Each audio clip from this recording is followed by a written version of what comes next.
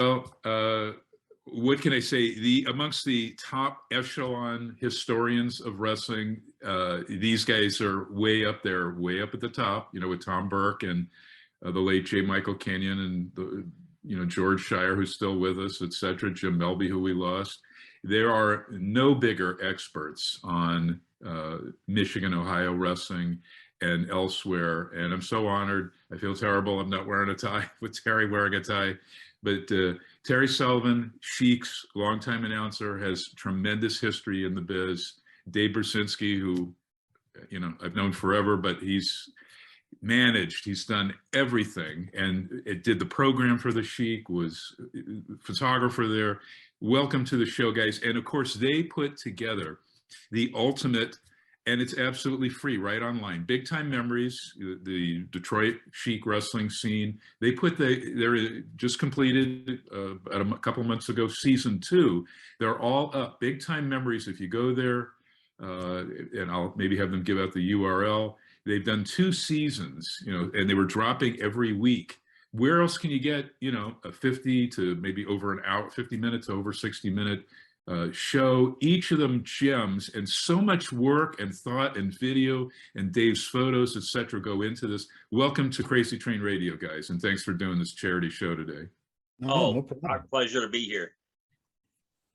I wanted to talk, I was watching, rewatching the final days of Detroit, Sheik's office, beloved office, and the tag teams. And I can't help but think that decades before there was an ECW, the Detroit Sheik Big Time Wrestling office was like that in terms of hybridized styles. Sure, you had the gore stuff on top, tremendous, matches with the Sheik, who in my book, not Undertaker, Mark Calloway, but the Sheik is the greatest gimmick in pro wrestling history for a variety of reasons. But there was great tag teams, and Al Costello in particular, and Matt and Chain guys. There was a variety of styles. So guys, let me let you take it over.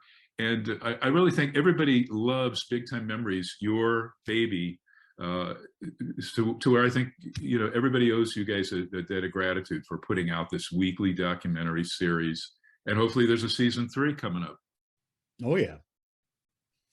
Can you hear me? Yeah, you're doing great, Terry. Cool.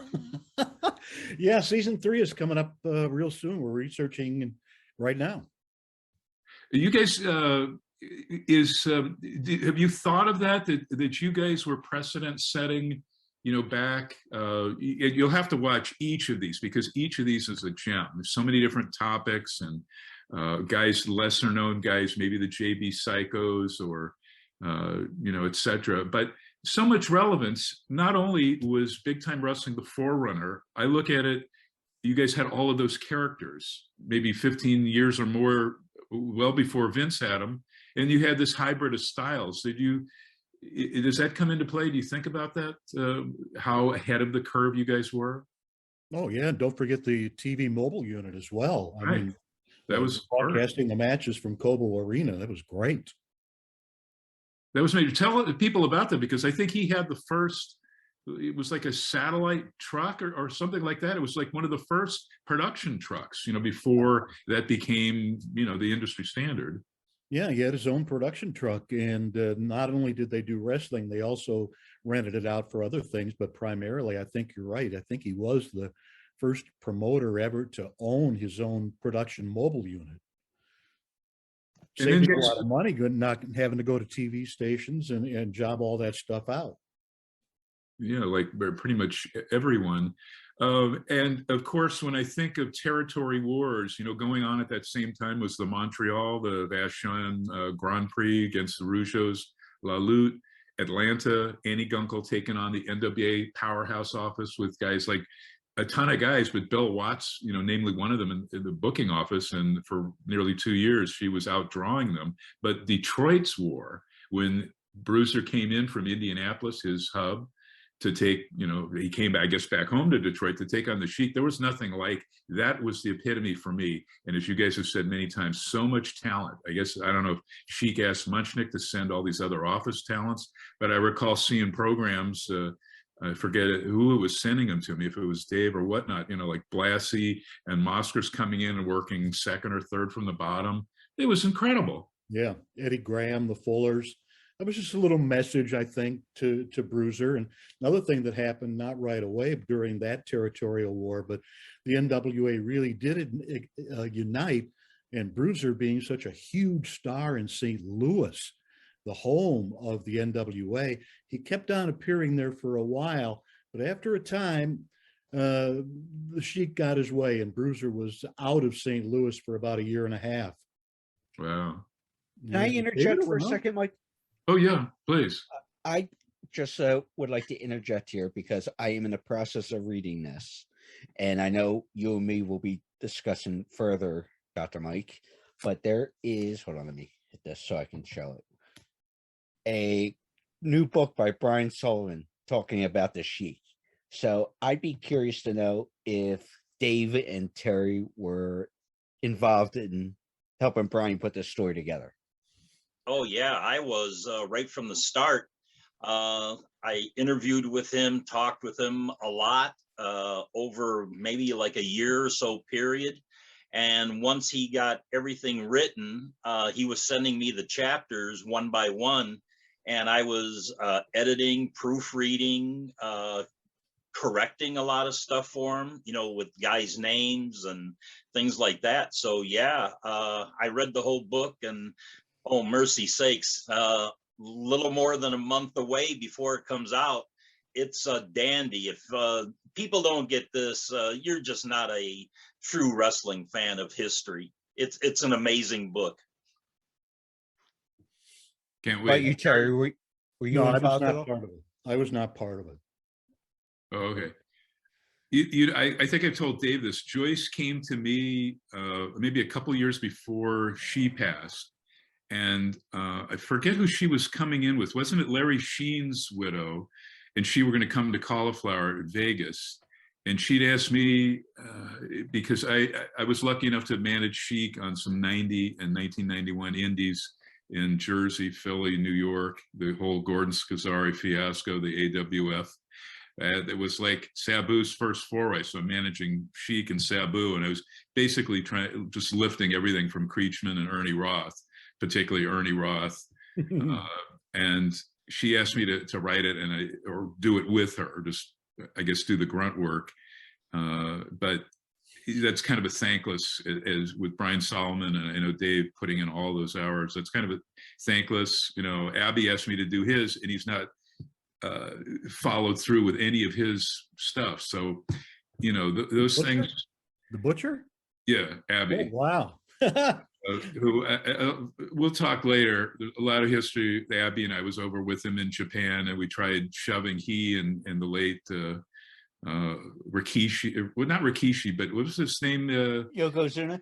Yeah, Yokozuna, who was Rodney Anawahe, into a Japanese cab where the cab driver has the buttons to open the doors, and they open automatically. And it was hell just shoving Abby and Yokozuna. This was before Yokozuna got into WWF, you know, so it was like 90 in Japan. But anyway, those things, you know, I kind of shy away. And so kudos to Dave for putting in those hours, and you guys like Jim Melby, et cetera, on AWA history. But on this, I really enjoyed you guys, almost everything. Each one of these documentaries is a gem. I wanted to ask you, I don't know if you've ever touched on it, on the, with the Ohio office. So this was Pedro Martinez or Martinez. I think Elio DePaulo used to pronounce it just simply Martinez, but Pedro would pronounce it Martinez.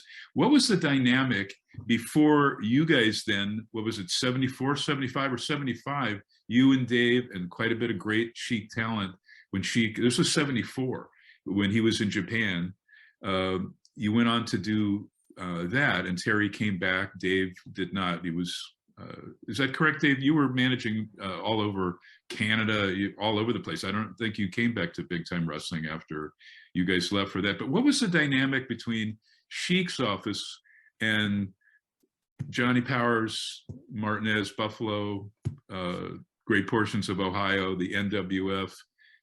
Was it subordinate? I mean, there was a lot of Sheik talent on those cards, or what was the dynamic? Say, both of you guys.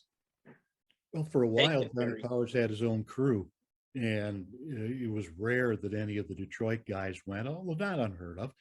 And eventually, then they started using, eventually, almost exclusively Detroit talent. But I can't speak. I don't think there was any love lost between the Sheik and Johnny Powers. As far as Pedro, I have no clue.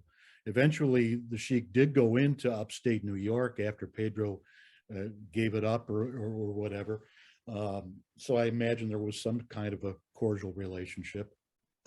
Dave, what was your thoughts too? Because you were really in the height of that. You were bopping LA and Detroit, bopping back and forth, or you've spent time with us in LA.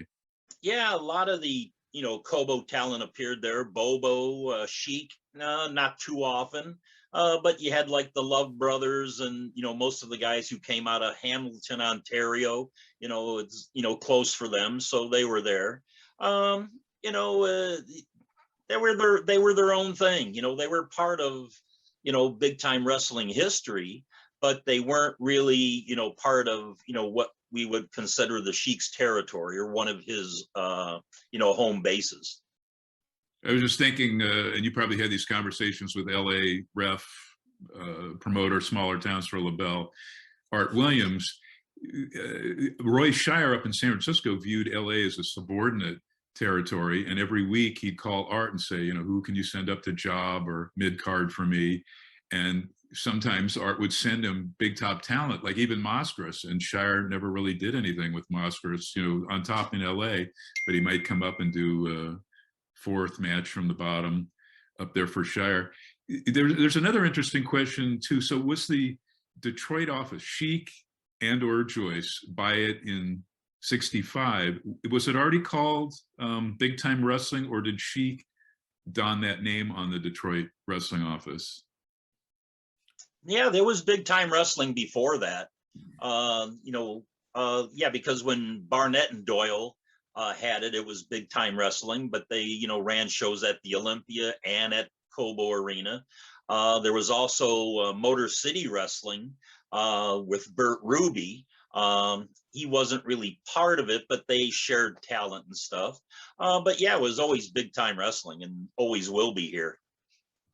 Because the weird thing was, so there's urban myths, and maybe both of you guys can talk about that Sheik worked on some of Shire's earliest cards in San Francisco. Roy Shire comes in from Barnett Doyle, took quite a bit of talent.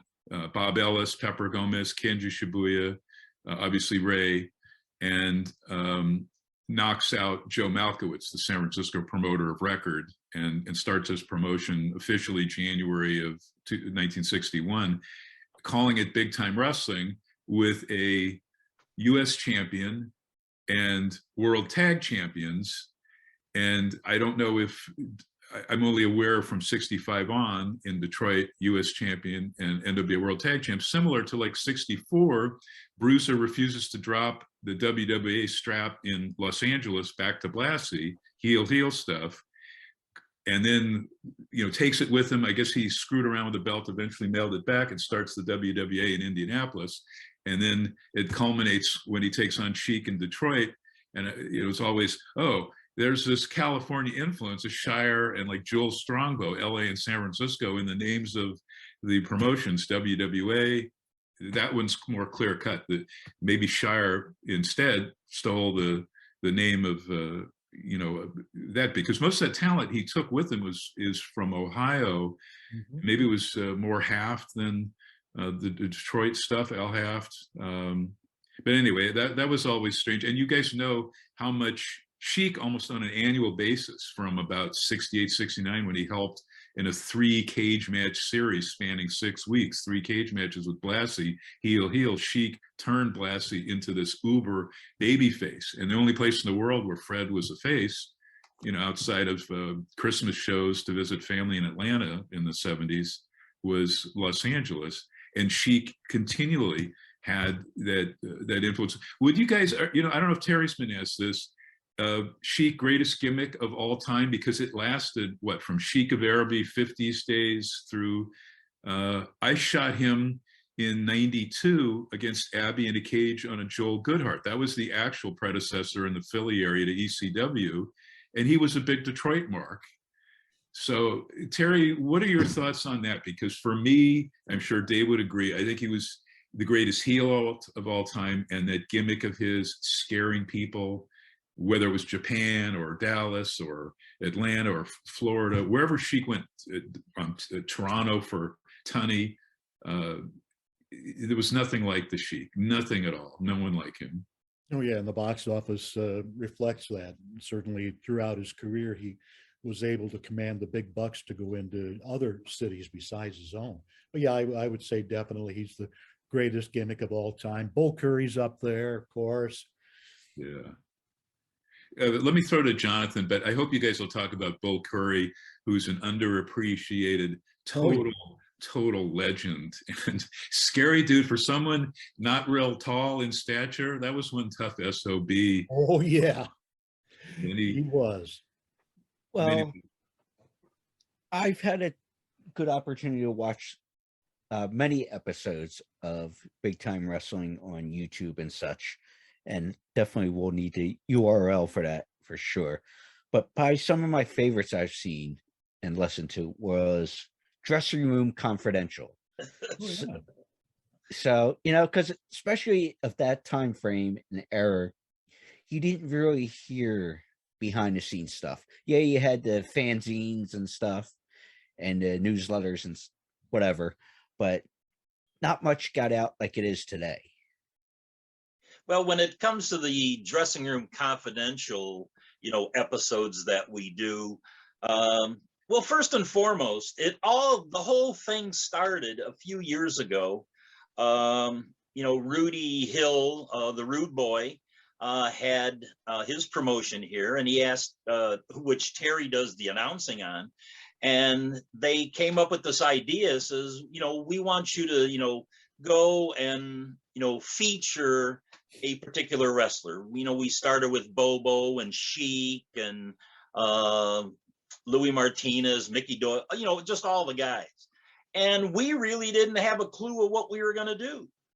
Terry and I just sat in front of a TV camera and we talked to each other about, this guy's history, our personal stories about them. And it's just continued to grow and grow and grow.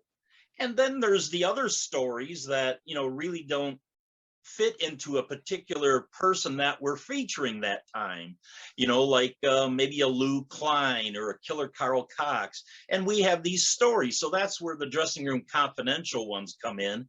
And we sort of have a lot of fun with that. We get a lot of laughs on that.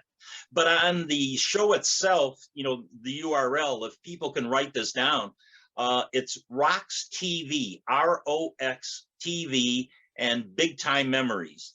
And you can go there. There's, I think, 36 episodes right now. Terry and I are in the midst of researching and writing season 3, which we're featuring, so far we've got Fred Curry, Mark Lewin, Dick the Bruiser, the Bruiser promotion, all his guys. We got a couple Dressing Room Confidentials coming up. We're going to do an episode on fan questions that, everybody has been writing into the website and commenting on YouTube. So we've got an exciting season 3. We're almost ready to go and start filming. Well, with that being said, the individual stories and stuff, and you've done segments on Andre, the Sheik, Bobo Brazil, Terry Funk, and was there a particular guy that you both enjoyed talking about? Take it, Terry. Yeah, all of them, really. Because we had relationships with all these guys. We traveled with them. We worked with them on a almost nightly basis. So we have all these memories and stories that, should have never have been told back in the day, especially in the kayfabe era. But now, most of these guys are dead, and, there's very few guys who worked the Sheik's territory that are still alive. And people want this kind of information, and Terry and I are having fun giving it to them. Yeah. And my final question, at least for this moment is we just had a couple segments ago a wrestling author roundtable, and we were discussing about where to draw the line in terms of telling stories for the talent for the book compared to certain things you kind of keep. If they want to tell, if guys want to tell those stories, great. Or if those stories got out, that's on them. But you wanted to show respect to everybody you talk about. Do you guys have those conversations on where we draw the line to what we put out there in broadcast? To some degree, yeah. I mean, we try to be respectful to the memories, and I mean, I'm not going to talk about guys who had flings with ladies at the arenas. That's not what we're all about. Yeah. It's more of a tribute thing, more of a way to honor them. Oh, definitely. Yeah, it's a family friendly kind of show also. We don't swear and cuss and, tell like the girl stories and things like that, because it's on YouTube and it's on other forums. And I mean, kids watch it and we're respectful of them. We're trying to teach them wrestling history of what happened here in the, big time wrestling area and era. Dr. Mike, you want to take over again? Oh, sure. Well, Detroit and Chic in particular, his magical office has, I mean, I think you guys could do seasons forever because there's so much incredible stuff there. And it's so relevant today, guys, and I'm sure who come out of Detroit, they're far younger, so they had to watch old tapes, but Insane Clown Posse, for example, who have wrestled and promoted besides being tremendous hip hop stars, they are watching Big Time Memories. Many top people. Keith Lee is watching it because he keeps Killer Tim Brooks' memory alive. His trainer, particularly when Tim passed, whatever it's been, a little over a year or something like that, he was constantly referencing him on NXT, the farm system now for WWE. So Keith never shies away from putting over Tim Brooks and where he came from. And, we were fortunate enough to see him a little bit, Tim Brooks, that is, in the 70s, particularly 74, with a fictitious Mike LaBelle tournament when Tim made his debut and then came back a few years later. But we were blessed, to see him and other friends of both of you guys. Of course, we're talking to Dave Brzezinski and Terry Sullivan of the fantastic Detroit office. They are putting forth, and season 2, you guys crafted so much. It wasn't just photos of Dave's, but video, so much more. But each of these is enjoyable enough to watch repeatedly and get little gems or nuggets. There were these urban legend stuff, because we didn't have anything but the Stanley Weston magazines and maybe Wrestling World, which was very, very heavy, a lot of Chic covers in the 70s. But hearing stuff like a lot of us bought into it in the, 73, 74. Oh, Hank James is supposed to be Bobo's brother. And JB Psycho was discovered by the Chic at first as his gardener. I'm sure you guys have heard that. Yeah, or similar to also Heenan being the legit brother or half brother of Guy Mitchell, who became the third faux Valiant. None of them related. But when you talk about, and that's the thing, actually, the first thing I asked Joyce when she called me, or I was actually nagging her to come, Chic was supposed to have been, here's something, Dave knows this. Chic, I get this Cauliflower Alley newsletter, I forgot what year it was, maybe it was a couple of years before we lost Chic, and he's on the cover of it as our top honoree. And I call up Ferp, who lived near me about an hour away in San Jose, and he said, let's go, will you drive me? And I go, sure, I'll come and pick you up. And then we hear that Chic was never actually invited by Carl Lauer, never officially invited, as Carl thought, oh, if I just say he's coming, he will. And she got upset and said, no, I'm not going to come. So he passes. And then I'm talking to Joyce, nagging her, and she was going to have Larry Sheen's widow drive her, whatever that year was. And that's when she asked me to co-write the book with her. And I go, well, why? Because there's such a mystique. I would love to see that continue with Chic's image. And she said, the cat's out of the bag. It's all, kayfabe is over.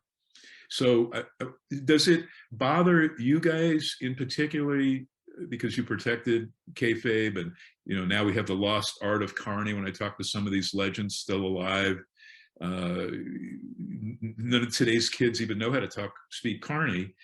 Does it bother you that it's all out there now?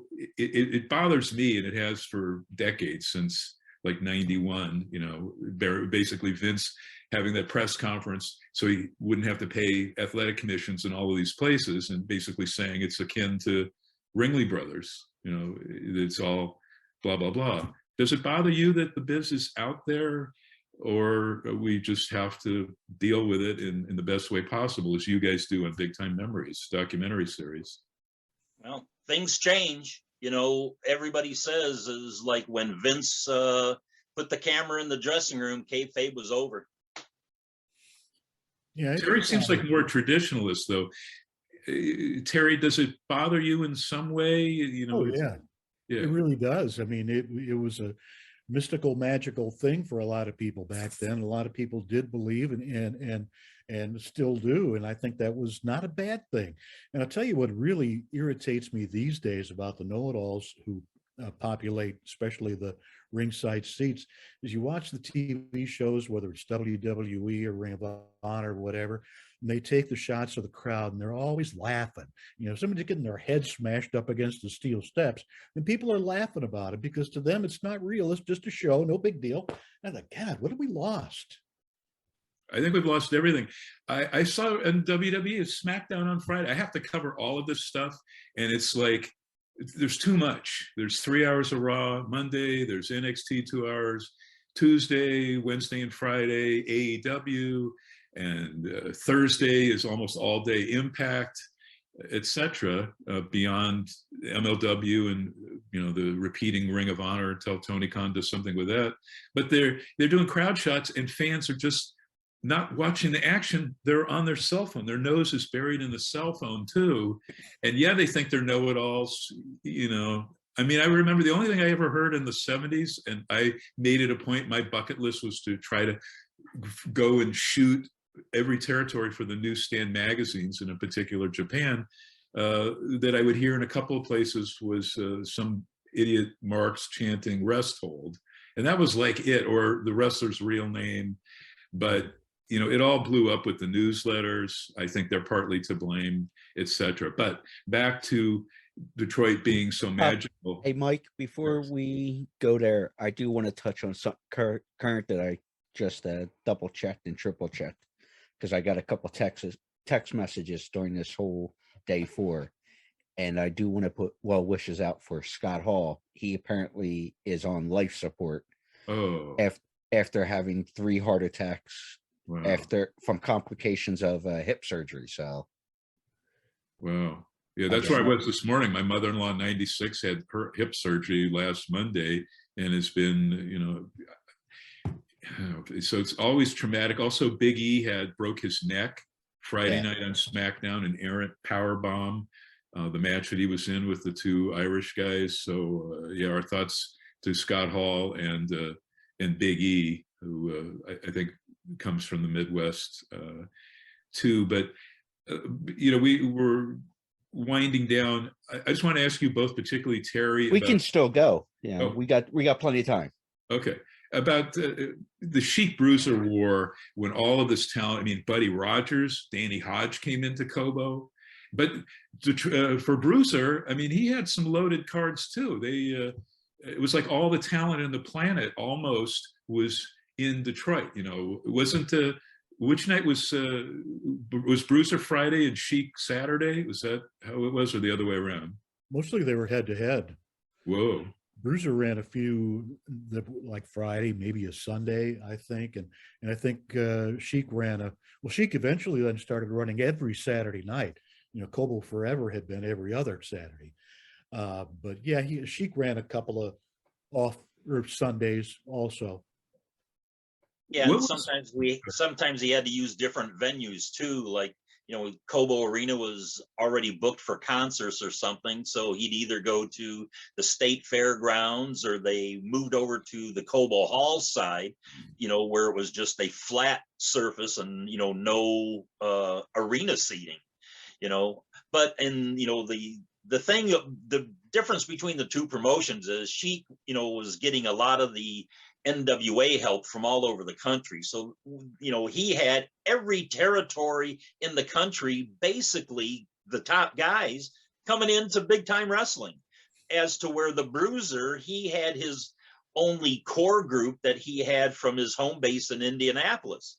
So he had, the Blackjacks and himself and Crusher and,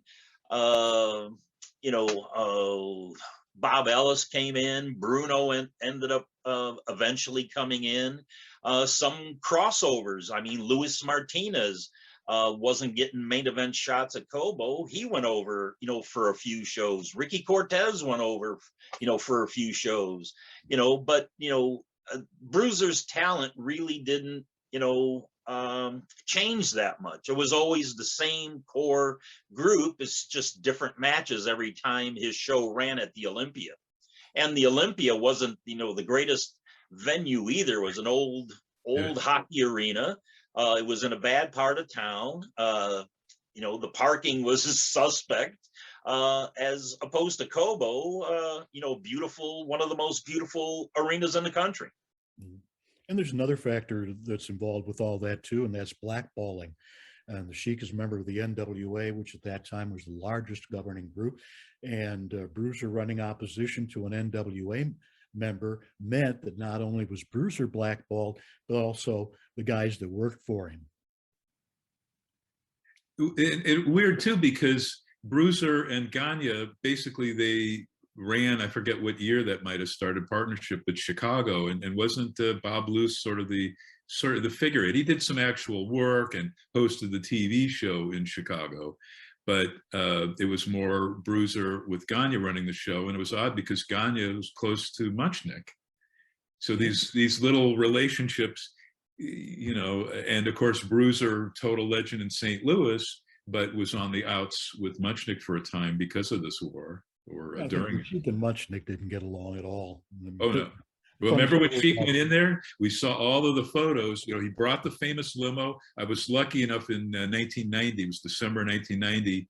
I fly into Detroit and we're going to go up to the Scazzari tapings. And Sabu I'd seen in Memphis and shot some pictures of him, Van Dam, and Judge Dredd. They went in there to work for Jerry Jarrett.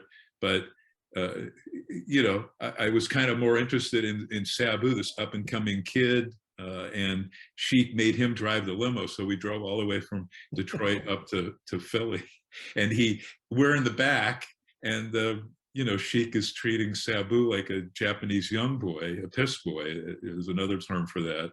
But just some great stories, maybe for another time. I remember one thing, I've told Dave this a million times. So we're en route and it's like December and it's freezing in places. And I don't know where we were. It was early, maybe 10 in the morning or something before we went to where we had to go for these Scazzari tapings. And it's freezing cold outside. So Sheik wanted to tan himself and always wanted to look, like the Sheik. And he had these metal mirror things. Dave, remember I told you about this? Yeah. And he's just wearing his trunks. He's almost naked outdoors with these things to get the sun, get his tan going. And he starts shaving his legs dry and his arms dry razor. And I go, man. But and another funny story is these tapings were a fiasco. Eddie Gilbert married briefly at the time to Medusa, and somehow, according to Eddie, who pulled me and Don Leibel aside, he said that Medusa had convinced Eddie to just take the money for booking and then just fax in to Gordon Scazzari the booking sheets. And Sheik saw all of this chaos going on there and took charge with Dutch Mantell. I was part of that, and Pez Watley to book this thing. But then Sheik, 2 meals, breakfast and lunch, he took out all of the talent. And Sheik says to me, please, will you tell Meltzer I paid for this, because he's been writing for years that I'm cheap.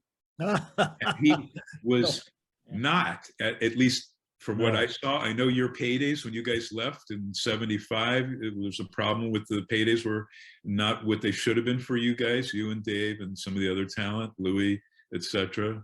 But he picked up the tab, paid cash, and was the hero of a real unfortunate where this poor kid who inherited this money, his parents died, he blew over 165,000 on 2 house shows and TV tapings and went nowhere. And Sheik was the kind-hearted guy of that thing, and I'll never forget that about him. Yeah. Yeah, you never paid for anything when Sheik was around. Wow. I mean, he treated, both me and Terry, he treated us well, and to be in, that the Sheik circle, you were a blessed person in the wrestling world, to be, a friend of the Sheik, be with them, dine with them, travel with them, as opposed to, boy, if you were on the Sheik's bad side, just stay away. That's what I was going to say. So the St. Louis thing, what year was it? Was it 73, 74? Yep. He came in to do that one shot, and Oh, yeah. Munchak and I think Matisic tell him no outside the ring funny stuff. And it was maybe more business, but Terry can probably say what went on there. And we saw those Sheik in the most outrageous, that fancy suit of his, the multicolor thing, and he looked like $1 million. He's there in the limo, and people are going nuts for him in St. Louis because he was so un-St. Louis-like with the brawling style. But Terry, tell us what happened there. And then he pissed off Sam and never came back. Never came back. No. Well, I don't know what kind of a deal they were talking about, whether the Sheik was going to come in on a regular basis or not, but the Sheik knew what he needed to do to get himself over, bottom line. And Muchnick was essentially cutting him off at the pass by telling him, don't go out of the ring, don't do this, and don't choke people, whatever. That's a whole Sheik's whole shtick, So the Sheik went out, yeah. Went out on TV. Wasn't it Pat O'Connor that he wrestled? Yeah, it was Pat O'Connor. Yeah. And he was the Sheik. He was himself. And of course, that was, as you said, the last time he ever was there. But he had to deal with him at the annual Vegas NWA meetings. He had to deal with, for a time, until he stopped going at those meetings, he still had to deal with Sam. I just thought it was like funny because too, people don't appreciate, if you go and look at the Fred Kohler TV from the 50s, I think the earliest Sheik wrestling stuff, Sheik of Araby, etc., he could mat and chain, headlock, he could do all kinds of stuff. Oh, yeah. And I just don't know why he didn't maybe show some scientific wrestling besides whatever stuff, eye gouging or what have you, the pencil. I'm sure the pencil was not used in St. Louis. There was no pencil. But that wouldn't be the Sheik. I know. How can you cut the wings off this magnificent? But Los Angeles, though, as Dave, you were there. I guess in '73, Sheik only came in February to work one match with Victor Rivera. And underneath the opening match of that, there was some bogus tournament. Jack Briscoe made his LA debut against Terry Funk in a 10-minute Broadway. But on top was Sheik and Victor Rivera. And Sheik, for the America's title, got DQ'd for choking Rivera with a towel. That was the whole match. But over like $1 million. People wanted to kill him. You don't see that now where people are throwing bottles or legit riots. Maybe Puerto Rico is the only place left on earth, or maybe parts of Tennessee where they truly believe in the magic of wrestling. And that's what I just loved about the Sheik. So colorful. And with Ernie Roth, who people, those of us in LA, Ernie Roth was a god as Abdullah Farouk, the Weasel. And even wrestling, I don't know if he did in Detroit. Davis told me, but Sheik on a San Bernardino house show was the Tolis brothers against Sheik and Abdullah. The Tolis brothers as faces in '72, and I forget what Ernie did, little to nothing but run away. But still seeing him in tights, and, if you know what I'm talking about, in women's tights, it was something else. And there's another guy. Any thoughts? How about some thoughts, Terry, on Ernie Roth as Abdullah Farouk, who I think is still the ultimate Sheik manager? Eddie Creechman, fantastic, totally different. Yeah, different. Ernie was just such a prince of a guy, such a well-spoken, nice guy. He was always out, at least in my opinion, to help the younger guys who came to him for help, and just a pleasure to be around him. What a smart guy. Oh Dave? yeah, I mean, he not only as a Sheik's manager, and I mean, he was a weatherman. He did weather reports. He did announcing in other territories too. I think he did Cleveland. He did the West Coast for a bit. I think he did Calgary in Ohio.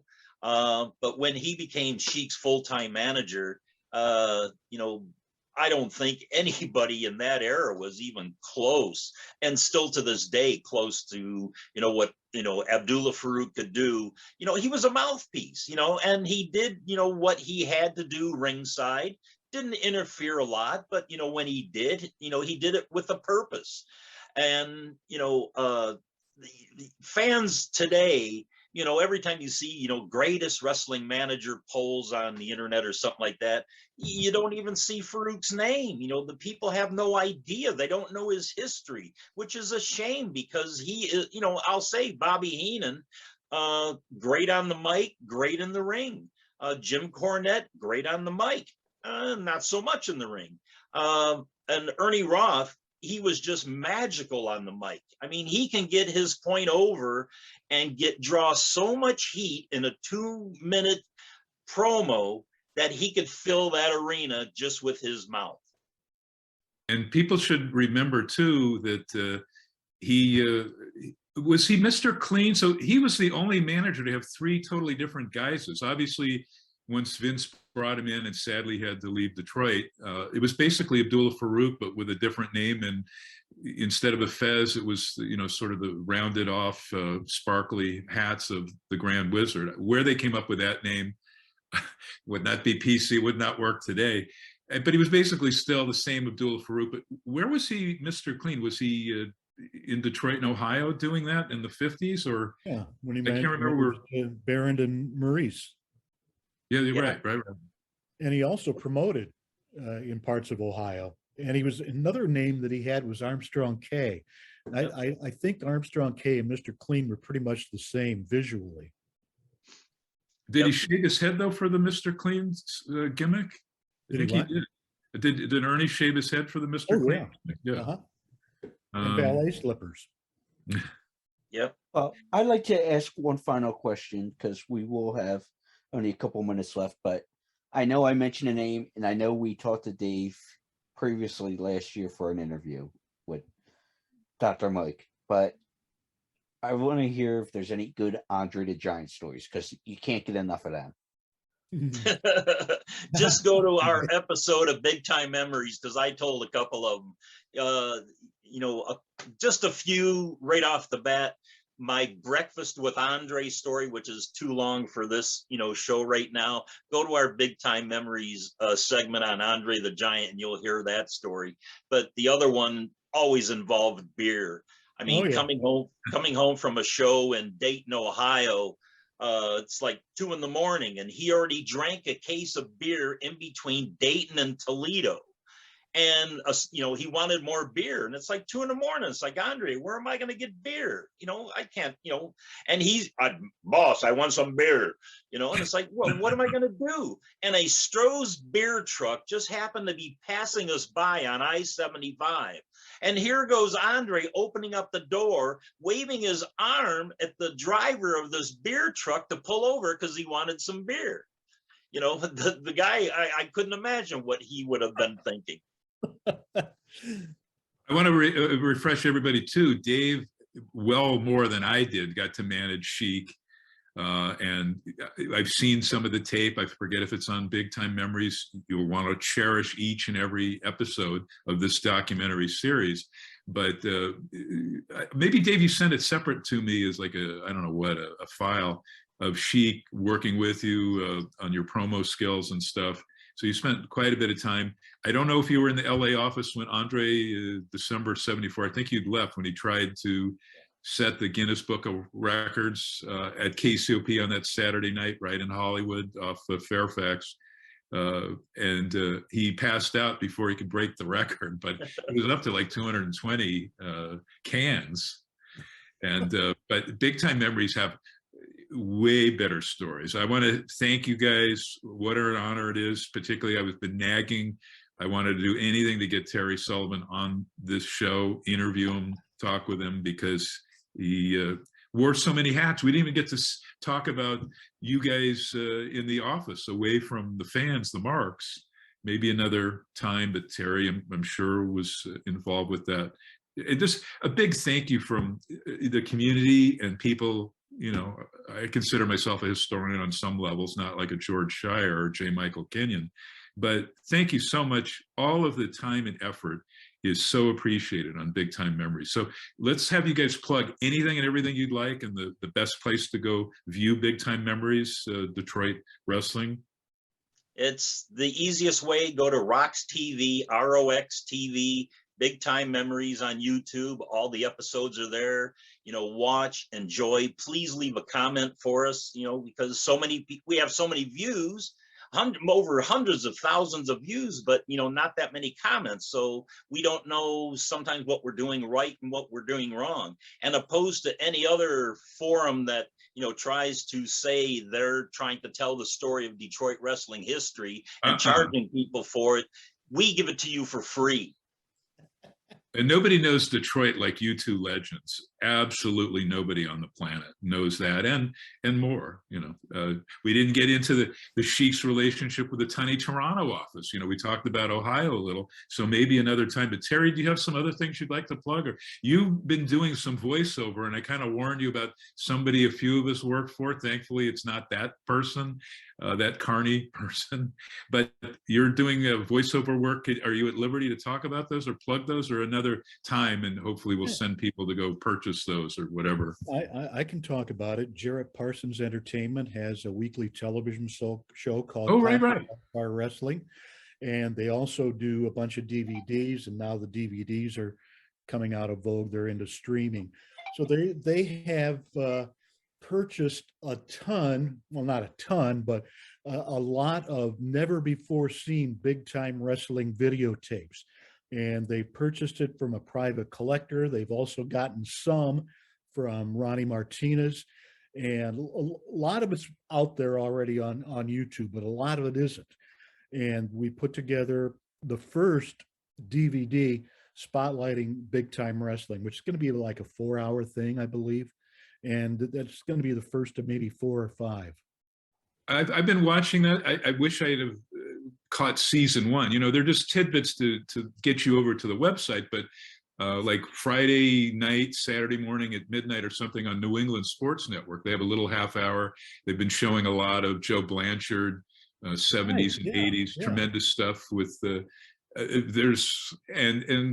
hey, there's an episode right there on Ronnie Martinez or Martinez that I think for Big Time Memories, those of us that have dealt with Ronnie in the past, I would love to see. So that is, they have an incredible library. It's all basically all non-Vince stuff.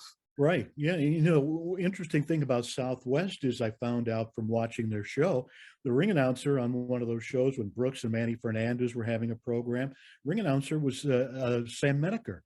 When he left Bruiser, I don't know if he hijacked a plane or not, but he went down and worked for Blanchard at Southwest. I worked for Eddie Einhorn when he did the 3 outdoor Stadium Roosevelt shows in Beacon Theater when he moved up from South Carolina, and Dickie Steinborn setting that up. And Menaker was in the back. So I have all these photos I can send you. Menaker interviewing, they let me shoot, you know, I turned off the flash, interviewing Thez and Moskowitz before their one and only, the only time they ever met in a singles was on a Eddie Einhorn IWA Beacon Theater show in early '76. But Menaker's, you know, I have him with Igor and Kalmikov. There was a ton of Detroit guys, but this probably for another show. Terry, do you have anything else to plug? Other activities? So that is a tremendous, for historians, they're going to want to go and see what you've done. You know, 4 hours of Sheik, that's for me. Yeah, well, it's not just Sheik. No. The one program that they've got coming up, really, I think there's about 5 or 6 Sheik matches. Some of which we've seen, some of which we haven't yet. But that's about all I'm involved with, keeping Dave honest. He tries. They're doing some great stuff. Yeah. So a lot of that Jarrett stuff, there's so much tremendous. I think there's Honolulu stuff. Somebody should be pulling that stuff. Hey, there's another place. Sheik was a god in Hawaii, but that's another discussion. Yeah. Thank you guys so much. Big Time Memories is the show, weekly documentary. It's the best thing on the planet, in my opinion. So much history from two credible experts that know Detroit like no one else's business. And thank you guys so much. Really, Terry, Thank you. I know you and I don't like Zoom, but I so appreciate it. Domoregato gozaimasu. Thank you so much, Terry. Oh, thanks for having us. Really And Dave, appreciate of course, my brother, older brother, Dave there, who, Dave, why don't you plug your winery for any people that like good food and wine instead of the stuff you get at arenas? You can go to my wine website. It's winetime.com, winetime.com. It's one of the largest independent wine websites in the country. It's more educational. We don't sell wine. But if anybody's in the Metro Detroit area, come see me at Old Woodward Cellars in Birmingham, Michigan. I help out there. A good friend of mine, Nick Capone, and his wife. It's a beautiful shop, and I love talking wine just as much as I love talking wrestling. I'll leave it at this. Why has somebody not created an Andre the Giant red wine cab or something like that named after him? Oh, because you can't build a bottle big enough. Total legends. David, Terry, thank you so much, guys. Really appreciate it. Thank you. And Thank Jonathan, you. sorry, poor Jonathan didn't get a word in edgeways. It's the usual. If it's something I'm passionate about, Detroit Big Time Wrestling was. We're So good. please, everybody, treat yourself. Go to Big Time Memories, each of these. How many of them? 36 so far? 36, 37? Yeah. Yeah, something like that. I think coming up. 36. Thank you, guys. Thank you.